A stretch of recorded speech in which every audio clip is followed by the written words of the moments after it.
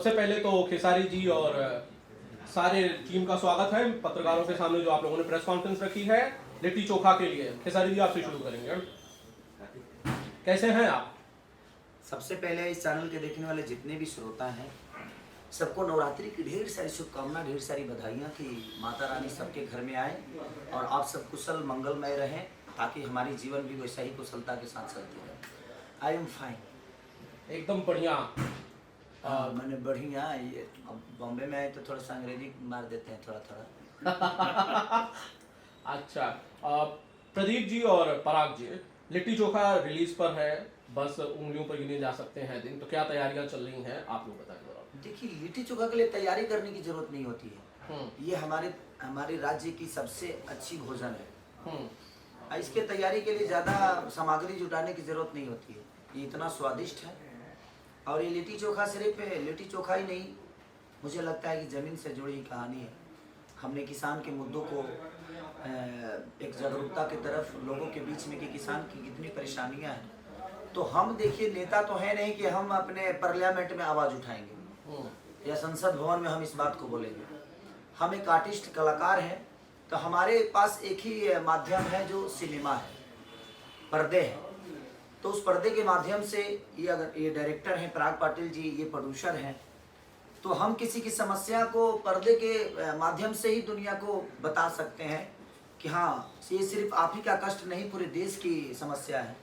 तो ये पूरे देश की समस्या है जो किसान है, क्योंकि मुझे लगता है कि दवा के बिना हम जी सकते हैं, पैसे के बिना हम जी सकते हैं, बट अन्न के बिना इस धरती पे कोई नहीं जी सकता। पूरी धरती की बात कर रहा हूँ मैं, चाहे वो अमेरिका हो या ऑस्ट्रेलिया हो या चाइना हो, दुनिया की कोई भी राज्य हो, देश हो, मुझे लगता है कि किसान अगर नहीं है तो हमारा अस्तित्व नहीं है। हम कमाते हैं क्या? तो हमेशा आदमी कहता है कि 2 रोटी कमाने के लिए, लेकिन वो रोटी कौन कमाता है? हम तो पैसे कमाने आते हैं, रोटी कमाने नहीं आते हैं। हम तो पैसे कमाने आते हैं, रोटी हमारे लिए अगर कोई कमाता है तो वो किसान कमाता है। तो इसीलिए हर पूरे किसानों को सम्मान है और मैं किसान के बेटा होने के नाते मेरे पास जो जरिया है, उस जरिया की वजह से मैं जाना चाहता हूँ। तो हमारे पास जो माध्यम है, उसी माध्यम से किसानों की समस्या को मैंने दुनिया के बीच में रखी है। पराग जी, कहाँ थिएटर्स मिल रहे हैं, कहाँ कहाँ रिलीज हो रही है फिल्म, डेट के साथ बताएं फिर आगे का सवाल। 12 अक्टूबर को फिल्म रिलीज हो रही है बिहार में, झारखंड में, नेपाल में और यूपी में। शायद से 22 तारीख का डेट होगा मुंबई का, क्योंकि 22 से यहाँ पर सिनेमा घर खुल रहा है। गुजरात 15 तारीख से। जी, प्रदीप जी, क्या तैयारियां पूरी कर ली गई हैं फिल्म की रिलीज को लेकर, क्योंकि बड़ी फिल्म है तो इसके लिए रिलीज की जो तैयारियां हो वो भी ग्रैंड ही होंगे। हाँ बिल्कुल, सारे जगह हमारे थिएटर्स बुक हैं और जो इन्होंने पराग जी ने बताया अभी सारे स्टेट के बारे में, सब जगह हमारा पूरी तरीके से तैयारी। खेसारी जी, क्या प्रमोशन करने जा रहे हैं, थिएटर्स में विजिट करेंगे जैसे पहले होता था? ज़्यादातर थिएटर्स में आर्टिस्ट जाते थे सारे और इंटरेक्ट करते थे ऑडियंस के साथ, वैसा होगा? देखिए, कुछ सिनेमा होते थे जो सिनेमा उस लायक नहीं बनती है, कभी कभी आदमी प्रमोट करता है। कुछ सिनेमा ऐसी बन जाती है कि हमारे बीच की समस्या होती है, और कोविड को ध्यान देते हुए सबके अपने जीवन का बचाना है, तो कोविड के सरकार की भी हमें परमिशन बहुत कम मिल पाती है कि हम कहीं जा पाए, और हम जाते हैं तो भीड़ ज़्यादा होती है और वो संभाल नहीं पाता है आदमी। तो मैं देखता हूँ कितनी समस्या है, कितनी क्या चीज़ें हैं। अगर हमें परमिशन मिल जाता है तो मैं ज़रूर लोगों से मिलने की कोशिश करूँगा, क्योंकि मुझे भी अच्छा लगता है कि उनके बीच में जाकर मैं अपने दुखों को सुनाता हूँ, अपनी की हुई चीज़ों को बताता हूँ। तो मुझे अच्छा लगता है कि मैं उनके बीच में जाऊँ, लेकिन उसके लिए बहुत सारी प्रतिक्रिया हो जाती है। आज के कोविड जब से आया है तब से बड़ा कुछ सोच के करना पड़ता है। भीड़ वाली जगह पे हमें थोड़ा सा रोक रहता है कि आप नहीं जा सकते। कार्यक्रम के भी लिए बहुत ज़्यादा प्रॉब्लम हो रहा है। तो कोविड जब तक, मुझे लगता है कि वैक्सीनेशन क्या बोलते हैं? हाँ, वैक्सीनेशन 2 डोज का वैक्सीनेशन। समझ गए ना क्या बोल रहे हैं? हमको बोलने में थोड़ा सा गड़बड़ा जाएगा, अंग्रेजी शब्द है तो आप समझ ही रहे हैं आनंद जी। जी, खेसारी भाई, और जिस तरह से आपने कहा कि भाई भीड़ बहुत ज़्यादा इकट्ठा हो जाएगी और शायद कोविड के जो नियम है, प्रोटोकॉल है, वो कहीं ना कहीं शायद उन्हें नुकसान पहुंचे। आपकी ही फिल्में बैक टू बैक रिलीज हो रही हैं जब से फिर से थिएटर खुला है, उसके बाद आपकी ही फिल्में, खेसारी लाल की फिल्में रिलीज हो रही है, बहुत ज़्यादा ऑडियंस का प्यार मिल रहा है, इस पर आपकी रिएक्शन?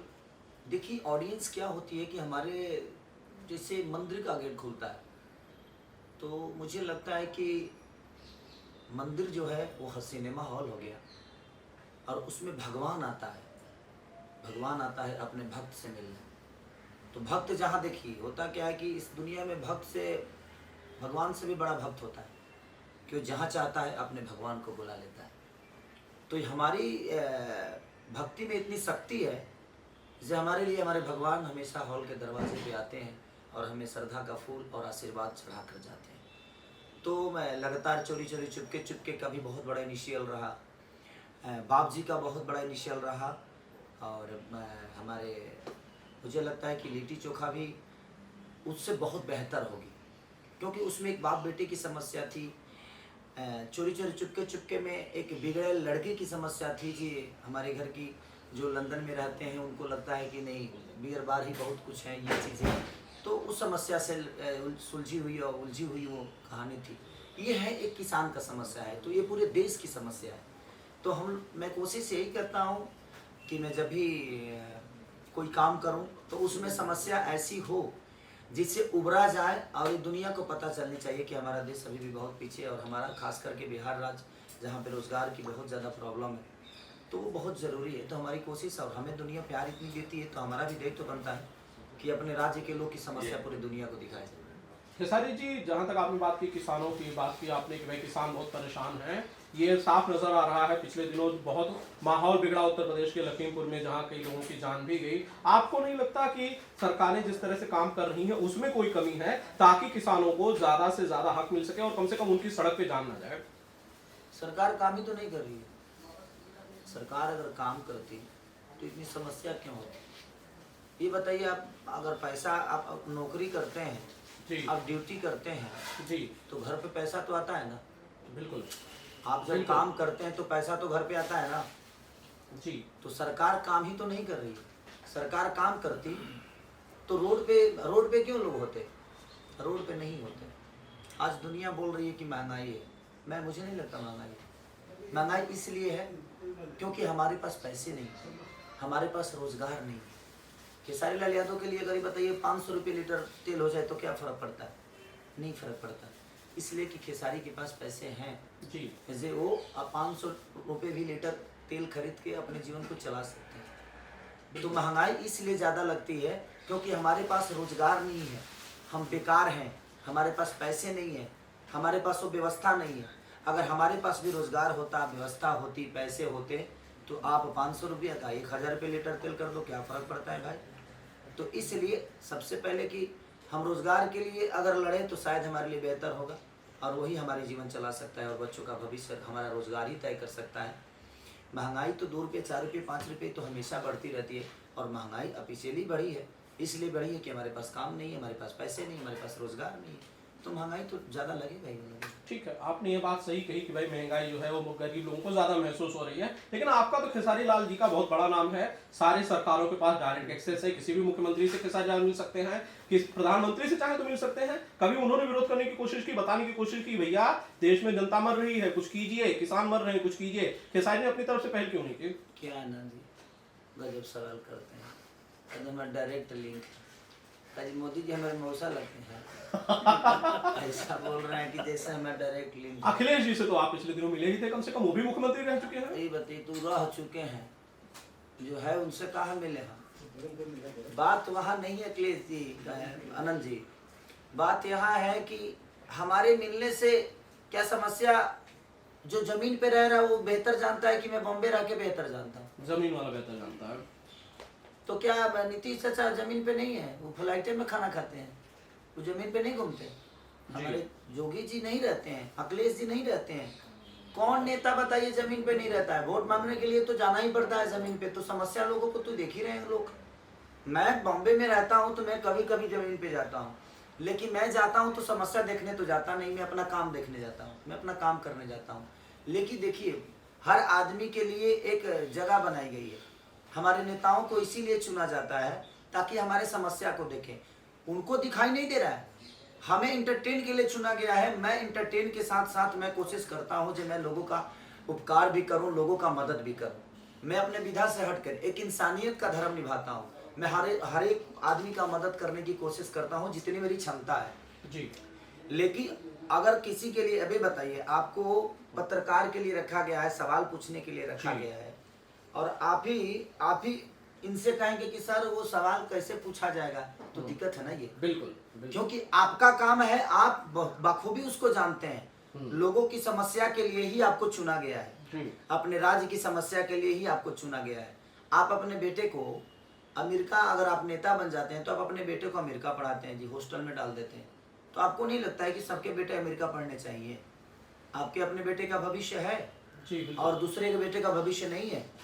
तो इसलिए हर समस्या से उलझने जूझने के लिए, निकलने के लिए हम लोगों ने लिट्टी चोखा का एक निर्माण किया कि नहीं, कोविड के टाइम पे ही ना जी, कोविड से पिछले पहले, कोविड से कि पहला जो पहला फर्स्ट जो आया था कोविड, उससे पहले हम लोगों ने, समस्या शुरू हो गई थी किसानों की, जी जी जी। तो हम लोगों ने उसी में बैठकर किसानों की समस्या को आगे करने की कोशिश की। अब सरकार इसको कितना, और लोग, मुझे लगता है कि इसी समस्या को लेकर अगर लोग जागरूक हों और इस सिनेमा को बड़े स्तर पे लेके जाएं, तो देखिए वो तो हमारी जनता के ऊपर है। हमने तो वर्क किया है किसानों की समस्या को लेके, अब देखिए हमारी जनता हमें कितना प्यार देती है। लेकिन मेरी आशा नहीं, ये विश्वास है कि जनता हमेशा अपने बेटा को अपने गोद में खिलाई है, और हमारी और पराग पाटिल जी की जोड़ी जब भी आई है कुछ अद्भुत करके गई है। जैसे कि संघर्ष आप लोगों ने देखा ही होगा, उसके बाद लिट्टी चोखा, आशिकी, इसके बाद भी जब इनके पास वक्त होगा तो मेरे को लेकर डायरेक्ट करेंगे। अभी तो ये बहुत बिजी हैं जी तो ये जी, कब वक्त होगा फिर से बताइए। अब आप कैमरे के सामने हैं। सारा वक्त मेरा इन्हीं का है।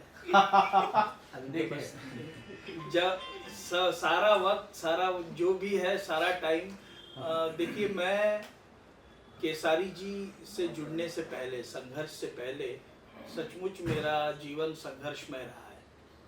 केसारी जी ने साथ दिया, केसारी जी ने हाथ दिया, और संघर्ष के बाद जीवनी एज एन डायरेक्टर मेरी बदली, वो ड्यू टू केसारी जी। एक बात बताएं,